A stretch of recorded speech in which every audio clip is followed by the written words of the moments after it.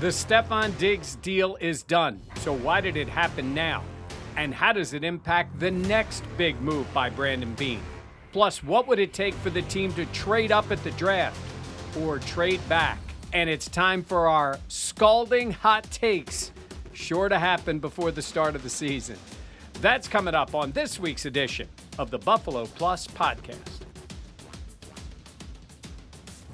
All right, welcome back to the Buffalo Plus channel. We have the Buffalo Plus podcast presented by Connors and Ferris. Before we get started talking about the Stefon Diggs deal, please be sure to like, comment, and most importantly, subscribe to Buffalo Plus. All right, Mike Catalana, Dan Fates. I am Jenna Cottrell. We're talking the Stefon Diggs new deal, $104 million, 4-year type of thing. Stefon Diggs, the star. He's happy. He's staying in Buffalo, Mike. What's your take? Well, they had to do this, right? They had to get it done. And it was no guarantee in this way. Who would have thought at the beginning of this offseason that the Chiefs would part ways with Tyreek Hill and Devontae Adams would leave Aaron Rodgers and the Packers, right? It can happen. Money gets in the way.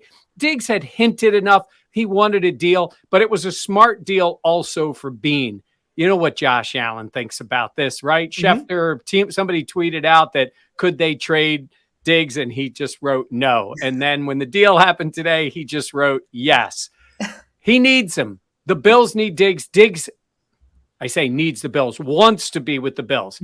It needed to get done. It should have gotten done. It fits a lot of what they want. And it is a relief, I would say, for Bills fans and certainly for the quarterback that it gets done now.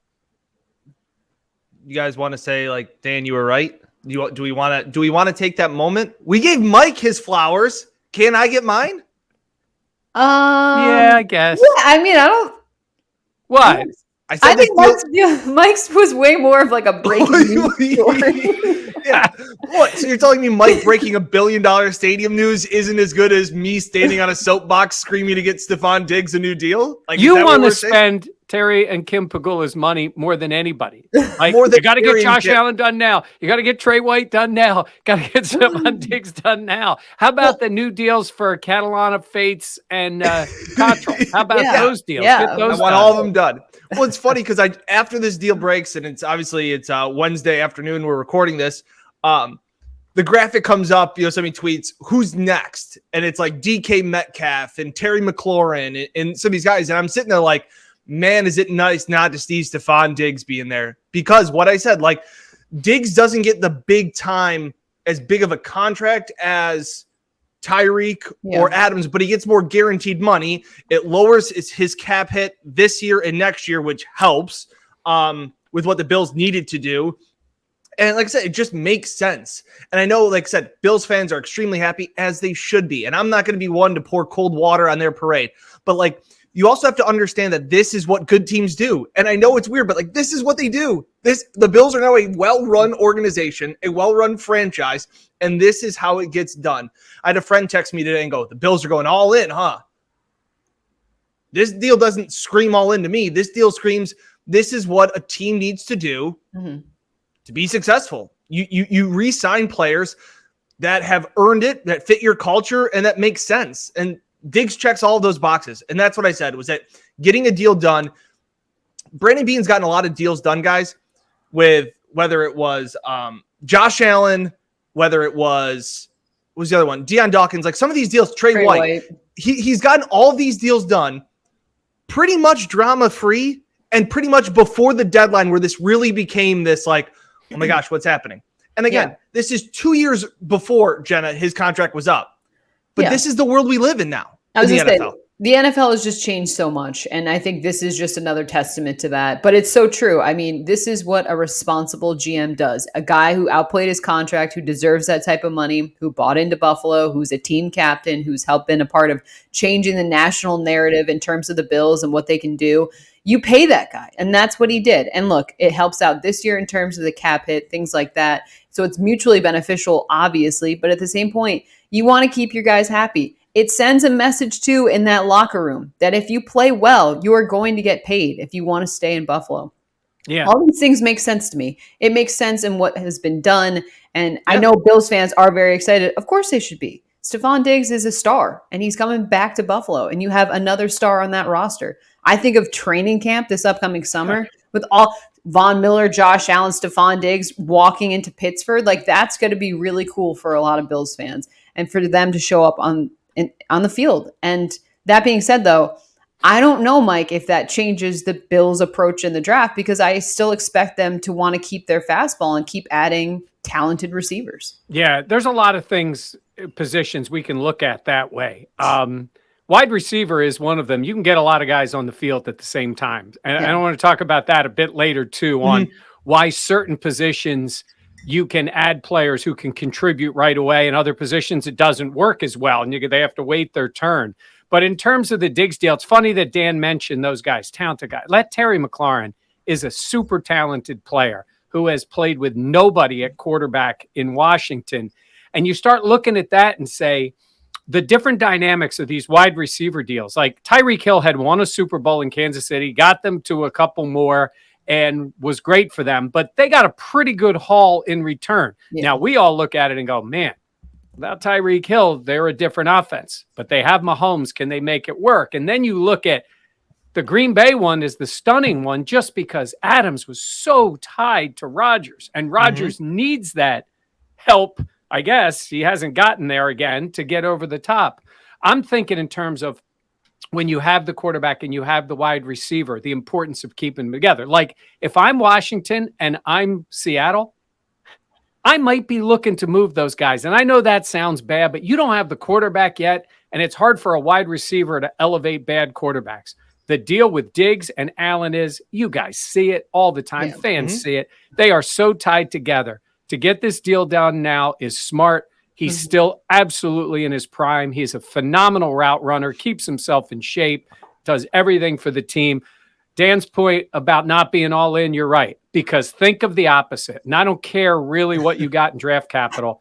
You couldn't move on from Stephon Diggs. No, I agree. And there was on the last podcast, can't remember who it was. They said a lot of nice things about me in the comment section, so I really appreciate it about how smart my takes were. Is that your burner?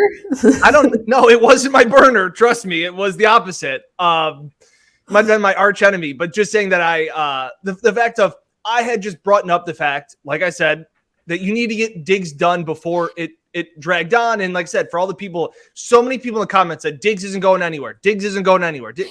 And we all laughed. And I was reading them going like, Chiefs fans didn't think Tyreek Hill was going anywhere. Yeah. Okay, so like, let's not act like this. And then, to Mike's point, when he said, well, there's 2 years left on the deal, like you don't need to get anything done, which is true. Yeah. But that is almost like 5 years ago NFL. And I mean that in the sense of the player movement, the player empowerment is different than it's ever been. Yeah. And so that is why this, like, for Brandon Beane to stick with the times and knowing what the landscape is and how things are changing. We've never seen quarterbacks get moved around like this before. We've never seen guaranteed money like we've ever seen before. Like, this is changing. So for GMs to kind of be going with the pace, I think Brandon Beane should be commended for that. And on top of it, guys, we have to address the fact that Doug Whaley chimed in and gets dunked on within 48 hours. It is just okay. Chef's kiss. I'm not going to kill Whaley as much as some other people. No, but it's just really funny. He's asked his opinion on it. It is a different NFL now when you see it that way. And, Doug Whaley's issue when he was the Bills GM wasn't necessarily talent evaluation. He found pretty good players most of the time. He just had a struggle figuring out value, figuring out, like 2 number ones to move up to get Sammy Watkins. Like that's just not smart in this day and age in the NFL. It's like Dave Gettleman drafting a running back second. Like, that's the problem. Of course, those guys are talented, but that's not the problem. But, it's an easy shot, considering it's you would have traded Diggs for like 2 third-round picks and been like, see? Like, at least we didn't have to pay him. We didn't have to give him that deal. But to go back to my point, when you did not have the quarterback, it's hard to pay a wide receiver when there's value 100%. Out there and there's so many in the draft. So where it just, hey, look, it's like Diggs is great, but Minnesota made their pick and they're very happy with their guy who's going to get, signed for $1 billion when his deal is ready to go too. So, it's all part of it. It is funny though, the back-to-back of like what Whaley said and then Brandon Beane being like, oh, we have the money. Like we got it done. Oh, by the way, I'm not the guy that says the salary cap is a fraud, but how many times have I said to you, what do they say? If you want a guy, that would be Dan. You make it work. If you want a guy, you make it work. If you don't, you move on. There are times it becomes part of the evaluation. Yeah. But look what they did. It's like, it's like everybody might, you got a little money socked away somewhere and you just don't tell anybody, maybe don't tell anybody. And then when you need it, you go, I had this over here. It's like Brandon Beane, like you said, Dan, Brandon Beane went out and said, I'll take a Von Miller. Like, where'd that come from? What a rainy fund. In my household, if I win a big bet, Renee doesn't need to know exactly how big the bet was. It's like, or when you lose a big bet. Correct. No, I'm looking plus side, Mike. I'm talking about like, I won a big bet. And it's like, well, how much was it? It's like, well, we can go out to dinner today. And it's like, when in reality, it's like, we probably could have gone on a trip. Like, but we'll just go out to dinner and I'll keep the rest. But one thing I wanted to bring up before we switch gears a little bit is, Jenny, you always make the point. I think it's so great about people in the locker room see where the money gets spent. Yeah, they do. And that's what I always said about Trey White was that like he deserved it. Why are you, like you've got to pay him while you're paying other guys. I look at what Beane has signed, and it also is kind of glaring. And as I said, before Trey White's deal became a real issue, before Josh Allen's contract expired, before DIGGS, they all got him done. Even Taron Johnson, even Deion Dawkins. Mm-hmm. Some of these deals have gotten done and players have gotten paid that they have brought in, especially drafted, or in the sense of Micah Hyde is another guy I wrote down. They got deals done. And you see that, like Jenna says, you see where the money goes. Doesn't this just scream that Tremaine's not coming back? I could not agree more.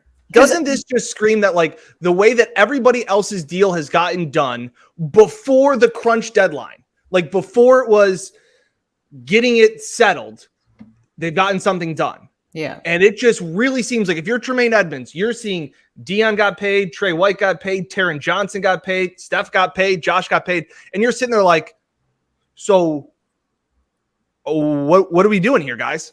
And I think that brings up, Mike, your point of, well, some people think the salary cap on this podcast is a fraud. Fates. Yep. But at the same point, it can be a really nice excuse. It can be something that you can pin things on and say, you know what, we just don't have it. Again, you can find that money when it's the right player. But the fact where we're at, Tremaine's entering the 5th year, final year. He's going to be a free agent next year. And there hasn't seemed to be any real movement on that. I think that really goes to show that maybe the Bills are like, let's see what he has this year, and then we'll go from there. And I think they're willing to roll the dice and say, hey, if he has a standout breakout season, we're going to have to pay him more, but let's see what he can actually do. And I think that is something that I know he's such a polarizing figure, I feel like, on the Bills. But when you look and when you do follow the money, you see all that intent, and then you look over and see a young Tremaine Edmonds. I think you're right. I think you're both right on this. And there's a few factors that go into play with Tremaine Edmonds. Yes, he was a high draft pick. Jenna, we were there with him. He and Josh drafted together, standing in that little hallway when they first started talking to each other. It was cool. Yeah. These 6'5" guys, you expect them to be that way. I think Tremaine is a good football player, but he's a frustrating football player because we haven't seen that next level. And, I like Dan likes to make the golf analogies. I'll make the basketball analogies. And I'm not talking about the holding out part, but he's a Ben Simmons to me. He is a very talented guy who does some things really well, but just hasn't advanced in other parts. And you're frustrated because you see the physical ability. Mm-hmm. But what works against him is his position is not one that teams like to give that big money contract to. That next one. Few guys get it, but not as many. And I think it would be very easy for them, simple for them to say, we move on. He will get paid by someone. Yes. He is, to make our joke again, a young guy, and he'll be a young guy with 5 years experience, still only what, 17 years old when he's done after this season. And so someone's going to sign him, and that will go to a compensatory formula, depending on where the Bills are with all the deals they make. But I think it will, and I think they will move on. And then the question is, okay, now I might as well get to my point about the position groups. It's hard to draft a linebacker now. Say you drafted one in the first round or the second round and turn around and go, now, where's he playing? I mean, most of the time they got two linebackers on the field. So unless you were planning on making a deal now, that's hard to do. But it's also the kind of position, to be quite honest with you, that I think you could make a relatively high draft pick next year and that guy could get plugged right in and play. And right next to Matt Milano and the rest of this defense. So I think, yes, the signs point to it. It doesn't mean he's a failed draft pick. No. It's one of those rare ones where I think the guy is a good player and fit. And if he was a third-round pick, you'd be pretty happy with him. Yeah. But he's not. He's a first-round pick. And to pay him like that, I'm with you. I don't think it's going to happen. I always think about Brandon Beane talking about you set your expectations for where a guy has been drafted. And the Bills obviously picked him in the first round. And those expectations are on par with that. And I think he is a nice player. He is incredibly athletic, but it's really interesting. We were talking about the draft and other players. So I actually went back and looked up Tremaine's draft profile. And, the top of the board in terms of his strength, unique size, long limbs, rangy frame. And then you go down to his weaknesses. Excuse me. Instincts are average, relies on athletic gifts, can be a step slow to misdiagnose, lured by misdirection. And you kind of look at that and you're like, wow, that is the same things that we're kind of seeing and looking at when he's been in the league now. This is going to be, he's entering his fifth season. And on top of that, it's always funny when you go through Josh's draft. Right, that's what I was just going to say. Go ahead. And he's improved all of them in the 4 years. And Tremaine is the same guy that came out of college, again, a first-round pick. I think in a weird way, that Brandon Beane wants Tremaine Edmunds to have just a all-pro season.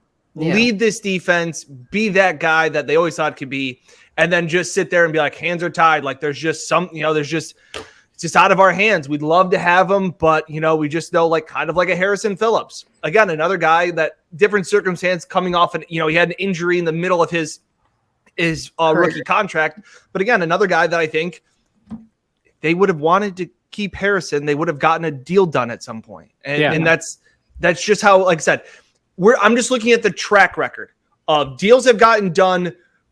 Really, the only one that was surprising was Milano, and that was COVID. Shrunken salary cap, very odd year in that respects. But a lot of times, I know Beane didn't draft Shaq Lawson, but just the sense of, hey, if we don't get a deal done by the time we start, the clock's getting close to midnight, we're just not doing it, and that kind of says all that we think. I also think about when Milano got his extension, Mike, you talking about how they usually only pay one of those guys, and that was obviously a couple years ago. I mean, that was. Yeah.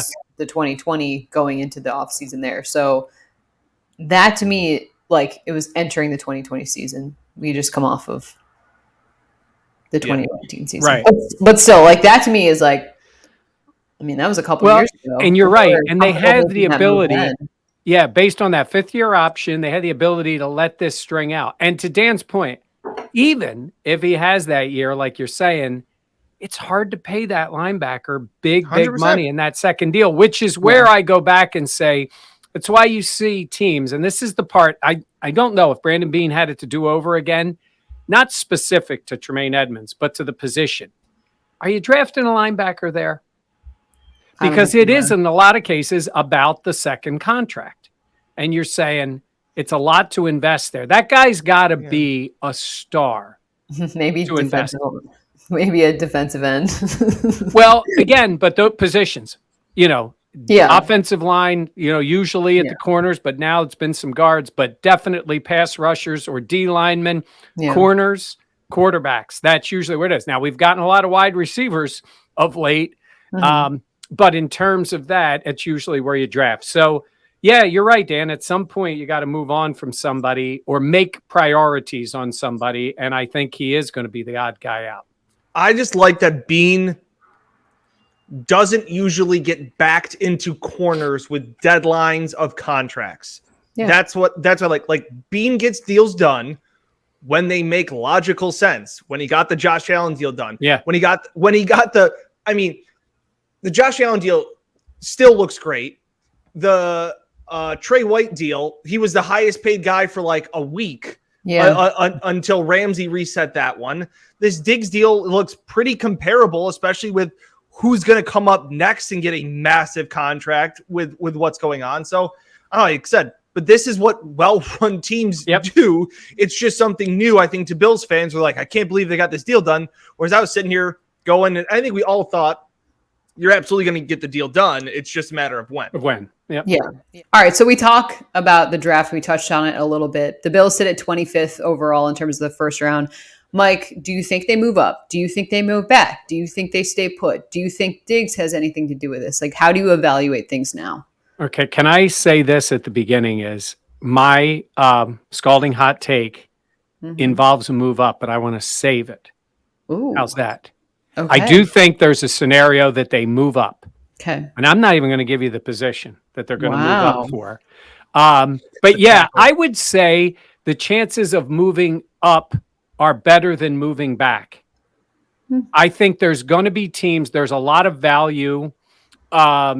Everybody that I've been reading, that have been following this right from the beginning is saying it's not a super great value at the top of the draft, but the mid part of the draft, there's value there. And I think there's going to be opportunities, maybe even to take a guy a little earlier than you wanted.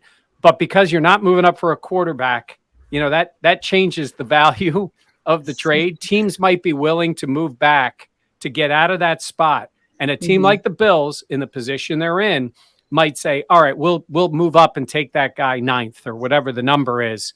But we're not going to have to give up as much because there isn't as great a value. If that makes sense, like the picks aren't as valuable because they're not going to be that many quarterbacks taken. So correct. I do think there's a scenario there that could be wide receiver. I guess it could be corner. I mean, those would be the positions that a lot of think. But I got another one, and I'll save that. Oh, wow. For the super hot what a take. Tease. There you go. Dan? I've been team wide receiver since I was up at the combine and just, in general. And like I said, you also look at it, and it's so funny. We did this last offseason when they re-signed Darrell Williams and John Feliciano, and they said, look at all these guys that are under contract. Like the Bills are going to have their offensive line for the same for the next 5 years. And it's like, it never works out that way. And it's pretty much going to be a whole bunch. Like I said, I tweeted out the graphic at one point, the starting 5 linemen from from week 1 of this year compared to what it's going to be coming in. And there's going to be 3 guys that are totally new. So you talk about things changing, but they don't have a ton of wide receivers that are under contract for future years. Obviously now, besides Diggs and Gabe Davis, there's a lot of guys that just like 1 or 2 years. It's you have, the Jake Kumerows, the Isaiah Hodgins, like McKenzie's, like it's not a super deep, position. And all of a sudden, Jamison Crowder, it's like, these guys are placeholders. These are bookmarks that you're going to move on from. So again, the 2 guys that I've been in love with from the beginning is Jamison Williams out of Alabama, just because the sense of he's coming off the ACL injury. He looks good already. We also don't need to throw him too much to the wolves right away or the deep end of the pool. You can give him a little bit of time to adjust and acclimate. And I just think of having a guy like that on the outside with a guy like Stephon Diggs and going like, good luck trying to stop him. Like that's where I'm at. The other one too is, again, you're trying to figure out, there are so many teams. Mike and I were talking about it the other day in the sports office. Like there are a lot of teams that need wide receivers and there's going to be a run on them. And I think when that starts to happen, I think you'll start to see whether it's Bean or other teams start to be like, okay, I like 3 wide receivers. And all of a sudden one of them goes. And then all of a sudden they're making calls to be like, hey, well, we can't miss out on all of them. Like there might be that rush. Is Treylon Burks out of Arkansas, didn't run extremely well, but he's football fast. Nobody really caught him. He ran away from a lot of SEC cornerbacks. Big guy, 6'3", like 210. They kind of call him like the Deebo Samuel. Like, well, everybody wants a Deebo Samuel, but that's why Deebo's Deebo. But I just think those guys kind of fit into a lot of what the Bills could do. So I'm team wide receiver. I think this year is so unique just because it doesn't seem like the quarterbacks will be as hot of a commodity. And we know how much that can kind of free up spaces for teams that don't need a quarterback. Those other skill position guys continue to fall because quarterbacks aren't being taken. That being said, I guess I don't expect them to move back. I do expect them to stay put, but I think like what Dan was talking about, there's more value early on, and then kind of where the Bills are, there's not as much in terms of the positions you're looking at, whether it be corner or receiver, things like that. So I could see an actual scenario where the Bills do move up. I don't think that's out of the question, but I think what just would make it interesting is the team they would trade with to get that, what it would take to get the job done. And I feel like if they were to move up, it would have to be a corner or a receiver that they would take. I feel like those are the two positions that have really been the key for this offseason and what they do. But that is something I don't see a scenario where they move back. But obviously we know Brandon Beane has moved back before with Trey White, and there's examples of that. So I don't know. I feel like because we don't expect it, that could also be a thing too. Yeah. Well, you look at it and say, Dan's making a good point. You both did, saying if there's a guy there and he's got the ammunition, he's not afraid. We've seen it. He's not afraid to make that move up. In terms of trading back, that's when you sit there and you go, okay, we're at 25. We got 12 guys that we like about equally. And maybe you start drafting a little differently. Maybe it is an interior offensive lineman that you think you got a couple of them that haven't gone off the board, and you'll move into the second round and take those. And somebody wants to, somebody who didn't take a quarterback, Kenny Pickett slides. I don't know if he will, but somebody goes, we're going to take a shot at him there. Those kind of things can happen. But at least I would say for Bills fans, you can rest pretty well knowing that Beans, we know he sticks to his board. At least he tries. Man, what happens though? What happens if he gets to that point and the number one player on his board is a pass rushing defensive end? Gotta take him. You gotta trust the board, Mike. You have to listen to the board. You set your board, Mike. Do you not know that you're supposed to set your board and then you just listen to it? It would be funny. Yeah. Okay. Well, we'll see if that ends up happening. All right. What's your take, Mike? Okay. What's your hot take? There's a player in this draft that has been talked about as the best player in the draft and has now, some people say, sliding because of some measurables. I got him. You know who I'm talking about. Yeah. Kyle Hamilton of Notre Dame. Oh, nope. Not who you had. Not who I had. I think he's got Buffalo Bills written all over him. I would see all the report. When I started seeing reports, top 5, top 6, and then he runs a little slower than people thought, which might scare some teams away that are sitting there going, he's got to come right in and play as our number one guy. The Bills are in a unique spot. They have had phenomenal safety play. Both those guys are great culture, team, all those things you talked about. But they're both on the other side of 30, and at some point, you're going to do something. That guy is a mega talent, multiple positional guy, can play, again, I don't think either one of the Bills safeties is considered a burner. They're both great athletes, but they're not burners. Like, they're just smart, tough, all those things you want. I think if you see that guy slide somewhere into double digits, he's the type of player that Brandon Beane would make a move up and go get, and he could end up on the Bills.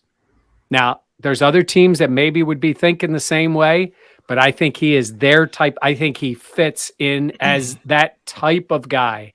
And at some point, nobody wants to hear it, but at some point you're moving on from one of these guys. Yeah. It just will happen. And it could be Jordan Poyer. He's been great. He's got 1 year left on his deal. At some point, Jordan Poyer needs to get paid again too, right? If he wants another, another deal, and he's played great. But how many guys can you sign into their 30s, 2 at the same position? So how about that one? How about you make a mega deal, not mega deal, some draft capital certainly to move up, and you go get the safety out of Notre Dame if he slides? My head would explode. My head would explode because You're so right. And I thought about every once in a while, you have to make those franchise altering moves where you move on from a player, right? That's what Bill Belichick is so great at. You move on from them before they've already turned to the back half of their career. But Mike, they just both had all pro seasons at safety. Yeah, I'm talking about for the next 5, 6, 7 years, and you draft him now. But my thought is, what would he do this year? You don't think you could get him on the field? Where? Think about the way they play defensively. First of all, honestly, there are times you bring him up into the box and let him play. There are times you can keep him in the slot. I mean, I know you have Taron Johnson. Yeah. I'm saying do you want to get a player like that on your roster? And if he starts to slide, I think he's the kind of guy they make a move for. And the difference is, do you draft him now and have him ready and playing this year, on the field this year? I mean, look, they get Jaquan Johnson on the field. They get third safeties on the field. And I know it's hard to say that and go, oh, my God. They used a second-round pick, but, they used 2 second-round picks on rotational guys on the D-line. And here I am making this point about some positions, you get more guys on the field. I just think that kind of talent, when you have 2 safeties in their 30s, and I know right now I can already read the comments of people going, they're not going to be ripping on me this pod. They're going to sign Poyer and Hyde for the next 10 years. That's not the real NFL. It's just not. And so you're going to need a guy in this defense, which is, again, very safety focused. Like it works for them. They need that guy. There's my super scalding hot take for the draft. I mean, you need to draft, though, before it's a position of need. Like Brandon Beane has made that abundantly clear that that's his strategy and that's what he likes to do. So, but Bills fans, woo. Hey, he could go third in the draft. Like he's that right. Talent. And Mike, then that take isn't wrong. Like I like the way that you frame I love the way you frame this hot take. Like this is a pro move from a pontificator. Now you can be like, well, they never got the chance to trade up. No, I said right away, if he slides, you can't be trading from 25 to 3. You're not doing that. But you could be trading from 25 to 13. You could do it. So my thing, especially in the first round, I just want a guy that can make an impact this season because of how close we think they are to a Super. Like they have the odds. They're the odds to go to the Super Bowl. Greg Rousseau. What about him? He started. Draft him. Yeah, I'm saying is they have other defensive ends, but you draft him, you get him on the field. They would get him on the field. Plus the fact that again, when you're making this run to the Super Bowl, you've got these guys on the field for basically every play, every game. I think I'm saying if the guy starts to slide. And then in terms of, again, depending on what you have to give up, but in terms of wide receivers, there are a lot in this draft. And that Williams kid from Alabama is Tyreek Hill fast. Yeah. And comically fast. Can't teach speed. He's got speed you can't teach. You're right. So do you make him? Yeah, but I think other teams are going to be making a move for him too. So it's a position that the Bills value more than a lot of other teams. That's so there fair. you go. Scalding hot take. Daniel? My thing on the corners is tricky too, because I think that there's a bigger drop off than what other people are saying. And I haven't studied all of the Boots and the Elams and all those guys. To me, it's Derek Stingley, it's Sauce Gardner, and then there's a drop off. So if they move up, if they want to get Sauce Gardner, and if he's there at, like Mike said, like that would be a move that I could see, because I think that guy makes an immediate impact.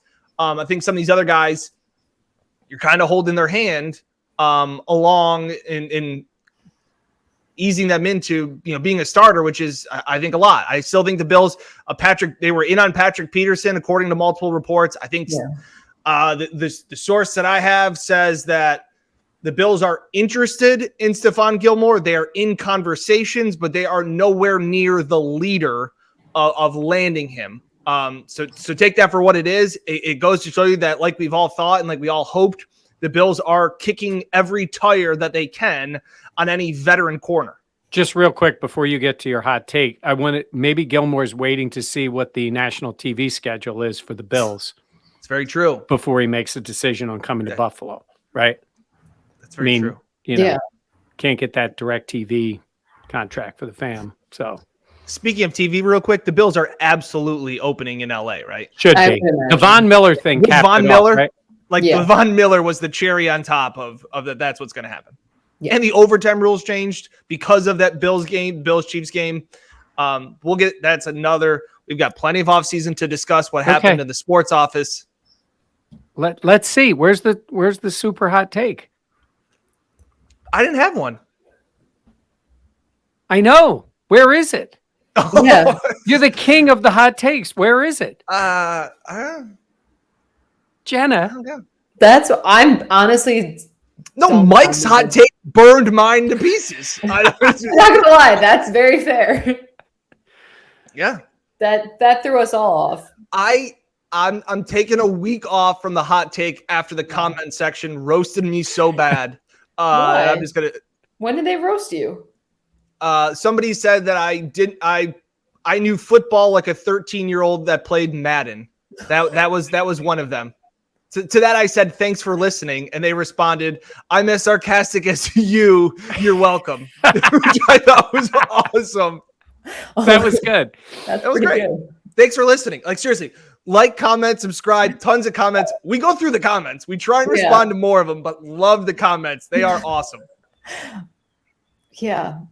There's always a comment about me as well, but I need to like get tape for my eyes. People always make comments. I don't do anything fun before this podcast, folks. And just remember, I go into work. The plants behind Jenna are fake. Yeah, so. They're fake. The only green in my apartment. Jenna, come on, your turn. Okay, well, I was thinking more so like this season. Yeah, like go ahead. Like that. So my thing was, if you look at Gabriel Davis's stats, he had, like in the regular season, he had about 500, less than 600 yards in each of the 2 years. I had him as a 1,000-yard receiver. That was something that I could see. I feel like that's a jump for him in terms of what he could do in the regular season, but I think he's going to be taking that step up. And then I had this is the final year that Tremaine Edmonds is on the Bills roster. Okay. And so I'm the hot taker. You're the scalding hot take for today. Well, here's my hot take that isn't a hot take. Bills fans will miss Brian Daboll more than they want to realize.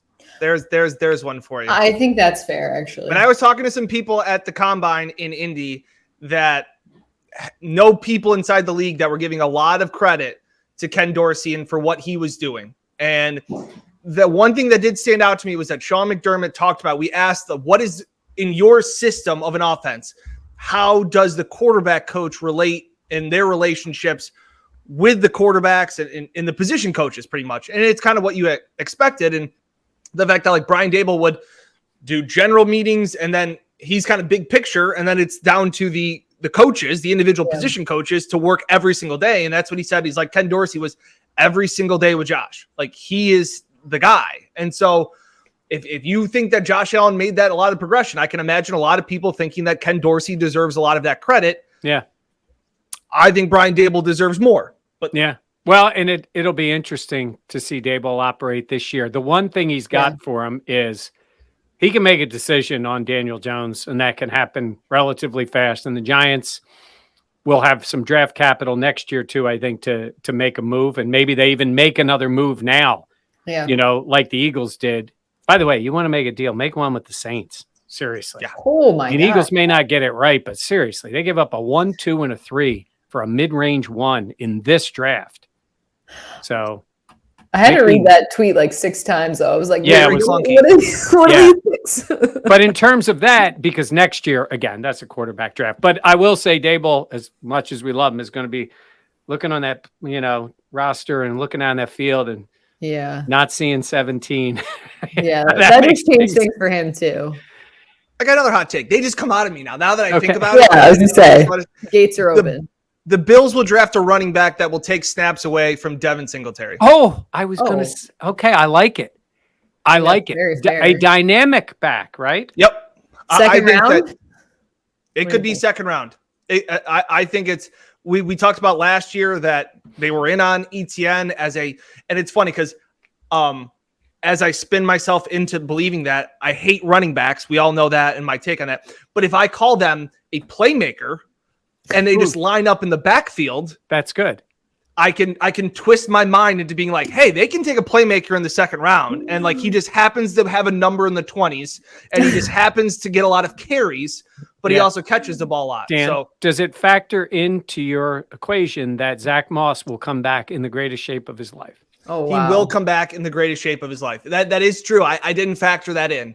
We're waiting on those Instagram posts. But on the plus side, we won't have to hear at all about Christian Wade or Antonio Williams this upcoming training camp. Bills fans were very sad. I was going to say. But we said at the beginning, he knew he was never going to play. Yeah. But that was a cheap shot. Yeah. Yeah. No, I mean, if he was 22, it might have been a different story that he could have done. I mean, he's not. He can go back and play great rugby. He's a preseason legend. No, yeah. I mean, Bills fans are in love with him, but yes, his time is his time. So, I think again, they were in on Travis Etienne last year. That goes to show you that they've wanted to improve the running back position. They've tried to do it through some free agents, and I think they get a little bit younger. And that means who was your combine guy that you talked about? Max Borghi. That's the guy. Oh yeah, you liked him. Now he's as much as I want to talk myself into being smart and thinking that he's a day 2 guy, he's probably a day 3 guy. It's all right. But I think that we talk about guys that haven't gotten deals done yet. If they haven't locked you up for your second contract, what is that saying? I know a long time Devin Singletary. And as of right now, Zach Moss hasn't earned a second contract. Idea there. So got to earn a roster spot first. Yeah. Yes. Yeah. So I think that they'll look to add a running back in this draft that we will be previewing at training camp, saying, "I'm just want to help the team as much as I can, and I'm just here to compete and do whatever the team needs." I'm a playmaker. He's a playmaker. Yeah. And I'm going to refer to it as the playmaking game now, not the run game. Yes. Happy. And we will have great conversations. I'll smile. I'll be thrilled. All right. Maybe they can give him one of those numbers that hides the fact that he's a running back. So if he did single digits, I'd be okay with it, single right? digits, like a 1. Ooh. 1 would be fast. Yeah. You're fast. Makes you faster. Yeah. 1 is fast. No, 10. By the way, speaking of numbers. 10. Yeah, because Mitchell had 10, right? Yeah. Speaking of numbers. Yeah. 40, Von Miller? I know he wore that with the Rams. But so he wore it at A&M. I think that was his college number, and then he was 58 with Denver. 40 seems like the running back that's not going to make the roster. It seems like the fullback that plays exclusively on special teams. Like he stands next to Reed on the bench for most of the game, number 40. Shout out Reed. I'm so glad I got Ferguson into the pod. Wow, look at that. All right. Well, we thank you all so much for listening. Good pod. We had fun. All right. And some breaking news of the day as well. Thank you so much for listening. Please be sure to like, comment, and most importantly, subscribe. And I know we talked about it, but we really do go through the comments. So we appreciate the thoughts, some of them more than others, but we always are glad to have the feedback. Thank you so much for watching. We'll have plenty more. Again, just subscribe. We'll keep all the content coming. For Mike and Dan, I'm Jenna. We'll catch you next time on the Buffalo Plus podcast.